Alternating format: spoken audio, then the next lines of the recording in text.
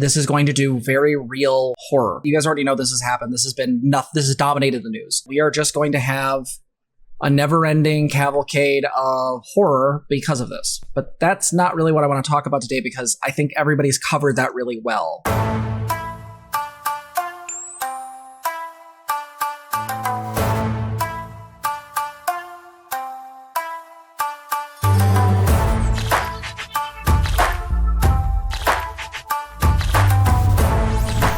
Hey everyone. So I've been thinking about this all day as to how to come at this, and me and Zena have talked about it briefly. Here's the problem. We could go over a news article. We could talk about the long amount of precedent that has been just utterly violated and destroyed. We could talk about the demonstrable systemic harm that is going to happen to any AFAB person because numbers of states have trigger laws that are just now going into effect. If you don't know what we're talking about, we are talking about the removal of Roe v. Wade. That is, abortion protections in the United States are no longer protected at a federal level, which means it goes back to the states. And several states have created trigger laws that have immediately allowed abortion to be illegal in those states. Other ones have trigger laws that go into effect later. Some of them, aren't great. This is going to do very real horror. Please go check out Mama Dr. Jones as well. She does have several videos going into depth about this stuff and explaining all of the various medical nuance and how abortion comes up, because abortion is not just, what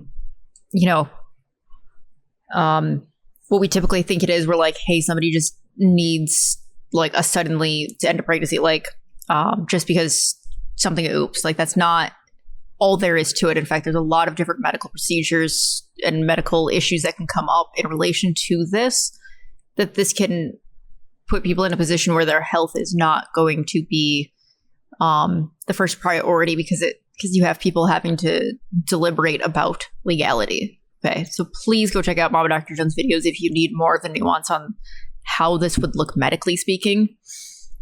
But yeah, so the thing is, if you're watching this, because we're basically the last week tonight of streamers, less British though.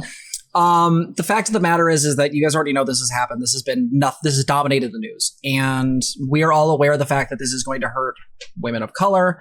This is going to hurt poor people. This is going to hurt tons of different groups. And the rich will still be able to get their abortions. They will still absolutely have access. They can just go to another country. They can just go to another state. The simple fact of the matter is that we are just going to have a never-ending cavalcade of horror because of this. But that's not really what I want to talk about today, because I think everybody's covered that really well. Bosch has gone over it. The Serfs have gone over. Everybody's gone over it. What I want to talk about is something that I think is really important about this, is that we need to understand that the right to privacy, which is what Roe v. Wade was based on, is also what a lot of the things that have to do with being queer are based on. Sure, this could affect contraception, which will be awful and horrific, but also sodomy laws and gay marriage are on the table. This isn't conspiracy theory. This isn't like us just, going to the worst case catastrophizing scenario. Literally, Clarence Thomas has signaled that they want to repeal gay marriage, as well as several other things, including, I think it was one senator or one person wanted to repeal Brown versus Education. The one that got rid of separate but equal, I believe. The Republicans have basically stacked the deck in the Supreme Court and are now going to try to unravel history. The last 100 and some odd years of progress is going to go down the tubes, and we are going to return to essentially the 20s, 30s. Now, there are some bonuses, right? The medical community is actually with us as far as transition and stuff like that. And the fact is that there is a very real movement within this country to not do these things. I believe it was shown that 50 more percent of the country is in support of Roe v. Wade. We're in support of abortion rights, despite the fact that they did this. And I guess I want to talk about this from a personal angle. I'm scared. I'm terrified. 2 years ago and some change, I went through a massive shift. I came out to my partner. I started chugging HRT like it was going out of style. And I went from being a bald, bearded Zen monk to the lady you see before you. I am in a lesbian relationship with my best friend, a person who I love dearly. And I get to be afraid.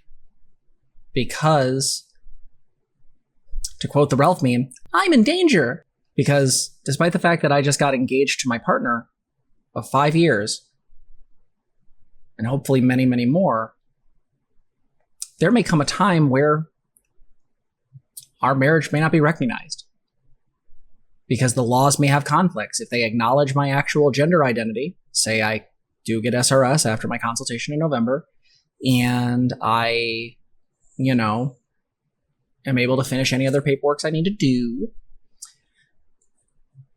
there may be conflicts, because now if I'm looked at as a woman, then I may be engaging in homosexual acts when I'm with my partner.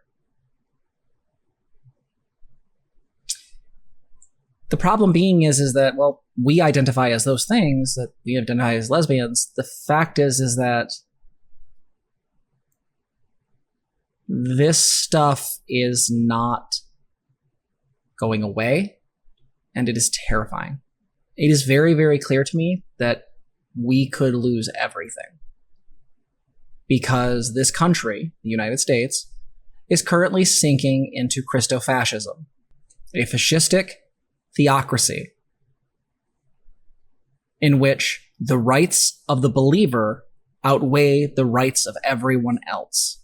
People who can take a book that is supposed to teach compassion and virtue and use that in any way they want can use that as a weapon to marginalize people, to harm children, to harm all sorts of people. Now, I see in chat someone asked, how will the US become fascistic? I would ask you, how is it not? Yep. So if we look at ECHO, I know I cite ECHO a lot, but I don't care. The United States meets about half of the criteria. The Republican Party meets about 12 of them. As I've said before, my belief is that fascism is less of a political movement and more of a pathology. It seems to be a sickness of the human. It is our fears of lack of control, our fears of safety, taken to a machine and industrial-like level where we go into the deepest forms of catastrophizing and black and white thinking and conspiracy. It's why every conspiracy eventually leads back to the Jews. It's why every conspiracy eventually leads to some form of alt-right behavior. We know for a fact white supremacists are just to fill in the gills of all the police stations. This country already is somewhat fascistic, and the reason why it's moving that direction is because liberals are asleep at the wheel. The Democratic Party is useless. The simple fact of the matter is that liberals and lefties have one very big difference. There's many that we have, but there is one major one. Lefties are always on the lookout for fascism.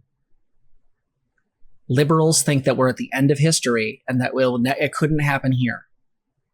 The answer is always, it could always happen here. And people like Blair White or Ariel Scarcella think that by selling their souls to the right media, that they're going to be spared. No, they'll just be the last ones pushed into the frickin' mass grave. This is why being a token gets you nothing. Hobohime asked, what should we do to cope in the meantime?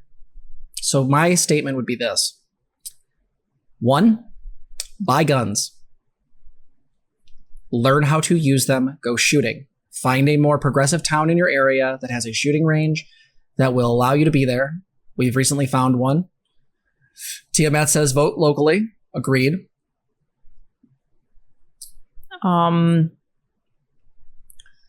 I also think that we need to, additionally, beyond just voting locally, and also engaging in arming ourselves and learning how to use those arms so that we can protect ourselves and our families. Additionally, I also think that we need to start building communities, connections with people, so that if our state goes to shit, we have a place to go. If our state goes to shit, we already have a bug out plan. We have a friend of ours who's fairly well off who has just offered for us to move near them. Little T asked, do you own guns? Yeah, I own a pistol. Zena and I own a Mossberg pistol, and our hope is to own more. I prefer pistols, generally speaking. I think they're the better one, and I think they're a lot smaller, so they're easier to lock up. In our home, our rule of thumb is that the gun is kept in a lockbox that I have access to, and Zena has hid the bullets somewhere in the house, and they're the only ones that have access to those. This drastically decreases the possibility of some sort of home accident, and it also means that we are... No one can have a bad mental health day and get access. Right? That includes us or any other members of our house, because they would have to make it through more than one person, and also somehow figure out all the different, stuff associated, which, again, there's not access that is available to. So, yeah. I want to be really clear here is that our goal here isn't to be alarmist. I want to be very clear that every single society where fascism has taken root, they all said the same thing. It could never get that bad. The Weimar Republic thought it was invincible, and then it was overthrown. That is what is happening here. Through the advent of capitalistic intervention, more and more regulation and more protections have disappeared. So Adrian makes a good point. If you're broke, you're fucked anyway. Well, then what we need to do is, if you're broke, you need to start making connections online with other lefties so that you can support one another. If you're a well-off lefty, then I think it is a good thing to do. You are not required to by any standard of mine, but it is a good thing to do to try to support the people around you, right? For example, one of our friends, Patchwork Heart, has a GoFundMe up right now. Reason why we donated to that? Because Patchwork Heart needs a freaking wheelchair, and because that's a thing. Tia needs to keep her home, so we are going to be trying to do a stream as soon as our health actually, cooperates. We try to support the people in our community, and we donate to them. Tia's gotten a donation from us. Patchwork Heart has. So does Sega Sister. No, I agree, Lambianton. I think that any person who's trans should look into firearm safety. I highly recommend the YouTuber by the name of Tactical Girlfriend. She has some amazing stuff. Her safety videos are really good. But again, forming support networks, forming connections, having places to go, maybe making a bug out bag. Stuff where you have ready that if you have to get the hell out, you have some stuff prepared. Maybe when I do a life skills video on how to make a kit. Yeah. That's what that's there for. And your kits don't even have to be like alarmist, what are they called? Doomsday. Your kits don't need to be like Doomsday, right? They can be extraordinarily practical and based in things that are very likely to happen, right? So when you're making your kits, plan on a first aid kit, right? If you deal with chronic and mental health issues and you need to have a kit ready, you need to put things in that kit that are going to be able to take care of you, right? The kit that Jess and I need because of migraines is not the same kit that somebody that doesn't deal with that, right? So we're going to have to include more things. So as a note to some of the people talking in chat, let me get something. So Morningstar Council, that's great that your system is an anarchist. We are not anarchists. This is exactly why I don't believe in anarchism, because I don't think it actually provides real solutions. But again, to each their own. Joining the DSA or the Socialist Rifle Association is based. The Socialist Rifle Association is really cool. Let's see here. We also have I Inherited Small Polygons based. But the community is against detransitioners. Their lives matter as well. The community isn't against detransitioners. We're against detransitioners that become mouthpieces for TERFs. For TERFs. The ones that are on this. Yeah.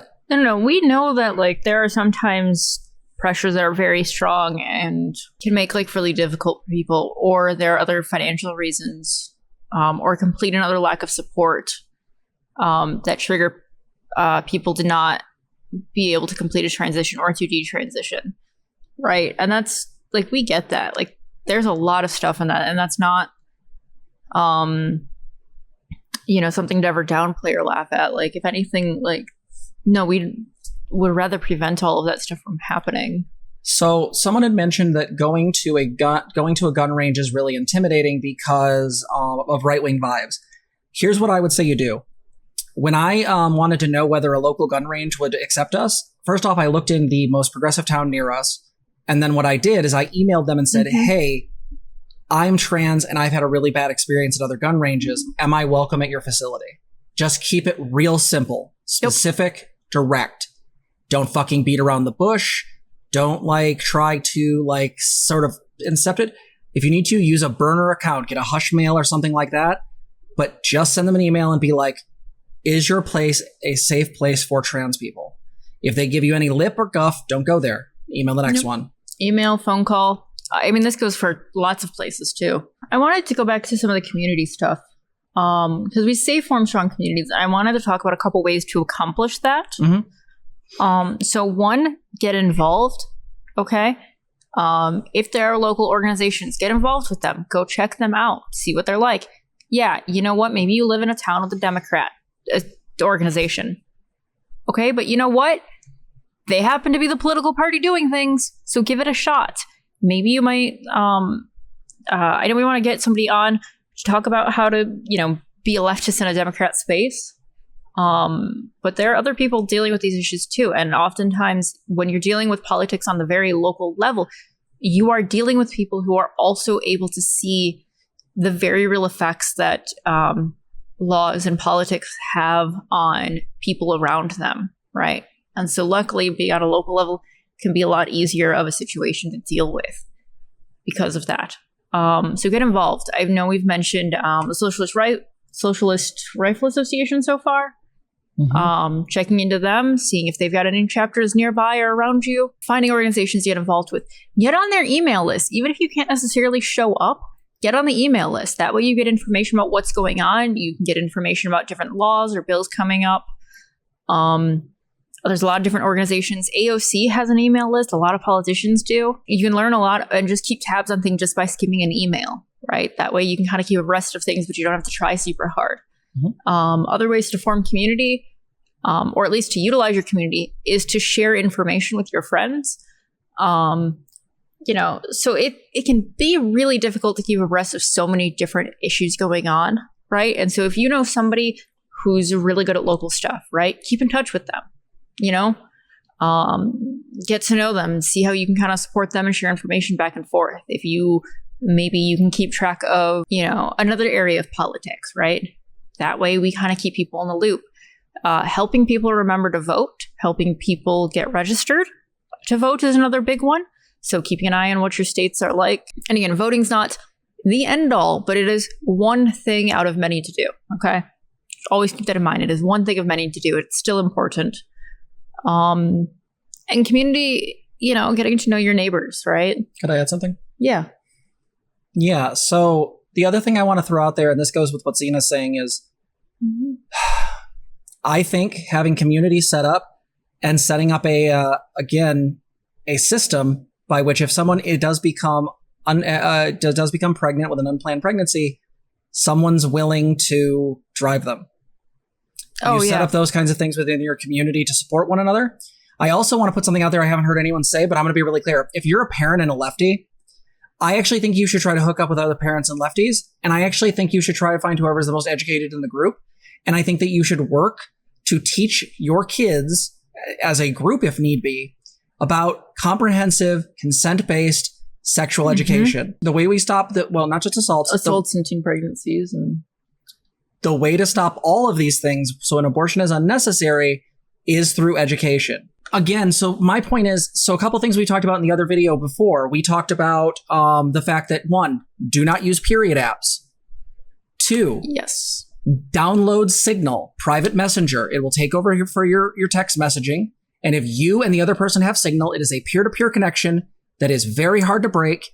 And this is what you should be using. Every single one of you should be downloading Signal. And also, if you do have extra money, please consider donating to them. Oh, yeah. This is an open source free app. It does require donations to run, okay? And to get updates and all of that. So please, please, please consider, I have a $5 a month, donation to them set up too, right? That stuff really helps those kinds of projects because really, we are going to be relying on a lot of our tech people to keep the stuff going. Yeah. But yeah, download Signal, use that for communication. And as the video discussed when we went over it, please watch that video, by the way. The other thing is that you should also, anytime you have to have these discussions, get together in person, get together at someone's house. Yep. If you need to, make sure everyone's quarantined 2 weeks beforehand if you're worried. Wear masks, right? Yeah, or wear masks. But yeah, that's a thing. You need to start thinking outside the box and how your community can support you. If someone needs to go to another state to get an abortion, and this has got to be hush-hush, you should be doing this in person or on Signal. You shouldn't be sending this over, any fucking publicly owned group. Don't use your email. Don't use your Twitter. Don't use your Facebook. Don't use anything. Don't use your Discord, right? All of these things can be subpoenaed by law enforcement. Right? And the other thing is that, make sure that you are doing the best that you can. The other thing I would highly recommend is if you need to go for a ride, let's say to take care of an issue, to go camping, guess what? Turn off your phones, turn off any of the digital information, the data, turn it on airplane mode, turn it off, completely shut down your phone so that nothing in your GPS shows anything going on, and just get a burner phone. If you are concerned, please go look it up. They do have a YouTube channel. Like Signal Foundation does have a YouTube channel. They do explain what information they keep. They do have videos about the times that law enforcement have tried to get information out of them, which, by the way, they don't keep any of your data. They don't keep any of your messages like your cell carrier does. Also, there's nothing to get. Remember basic data protection. If you're trying to survive in this world as it is, go watch that video. But again, DuckDuckGo, Vivaldi, do not use Google products if you can avoid it. Sometimes you have to, but try not to in certain cases. Yep. Get a VPN if you can. Again, what we're talking about here is starting to think comprehensively about how to live in a post-Roe v. Wade world where gay rights is going to be possibly significantly harmed. The fact is, the right to privacy is a massive, massive piece of legal precedent, because the problem is what this leads to is, what about trans healthcare? What happens when one of these anti-trans laws makes it to the Supreme Court? And it says we're not owed our medication. We've fought for years to force insurance companies to actually give us medically necessary treatments. And like that, you have a problem. You would have to support that with evidence, Lauren. I have not seen that anywhere. You would need to do that because you don't even have an account, and I've looked at how their search engine works. So you'd have to give me data on that. But do your research on this stuff, guys. Like, the point being is we're scared, and this is gonna suck a lot.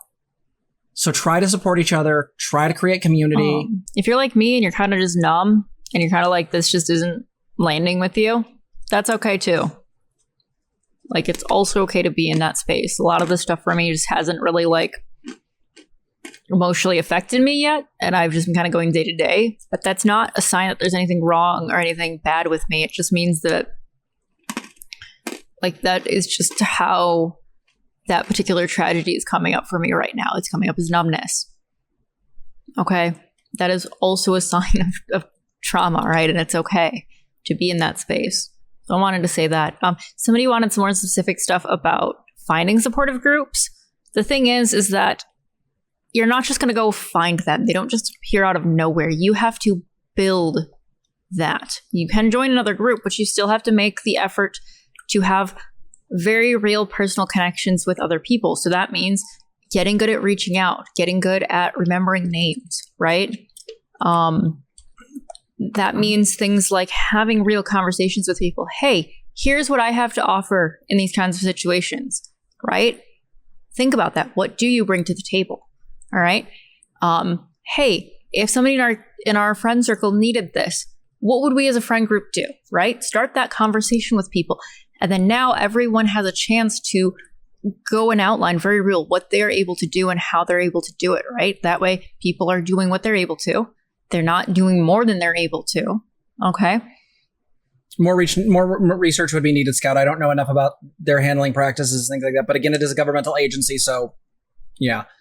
The The concern here is that, again, the way we're looking at this is that we have to change the way we think about this stuff as lefties. This sort of dissonance we've had where we're talking about these future ways we want to live and then living in the world as it is, the world is changing and it's getting worse. And I'm not trying to doom or pill. I think there's ways that we can fix this stuff. But the repeal of Roe v. Wade is a massive blow. And we need to treat it as such. And we need to support AFAB people. Yep. We need to make sure that if we are a part of a state that has contraceptives and you're still able to get them, just keep some on hand just to be safe for the people in states where that might get fucked, because that's a very real thing.